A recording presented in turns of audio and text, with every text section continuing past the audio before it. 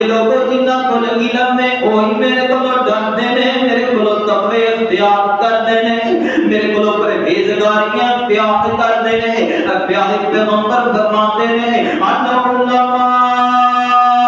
ورثۃ الانبیاء،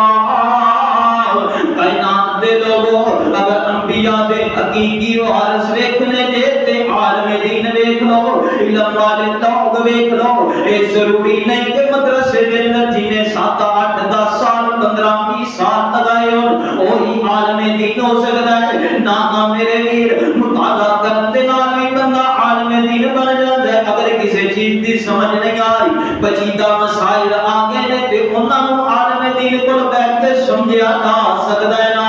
اب دیکھنا پیارے پیغمبر علیہ الصلوۃ والسلام نے فرمایا صحیح بخاری کے اندر میرے آقا فرماتے ہیں ان من اشراط الساعۃ ان یرفع العلم ویثبت الجہل، قیامت کے قریب انج دے لوگ آ جان گے، قیامت کے قریب انج دا وقت آ جائے گا کہ جدوں اہل علم نو اللہ اٹھا دے گا تے جاہل لوگ ممبراں تے وارث بن جان گے۔ اللہ اکبر، پتہ ہی ہوئے گا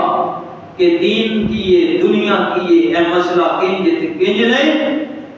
نہیں بھی پتا ہے گا۔ کوئی بندہ آ کے پوچھے گا علی صاحب ہے مسئلہ انجے تے اسی کہاں گے او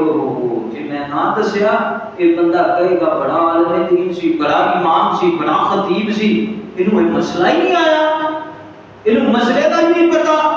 اسی اپنے کولوں ہی ٹسکلا لا لو کہ چل اگلے دے منہ تے مار، نہیں علم تے نہ دسو،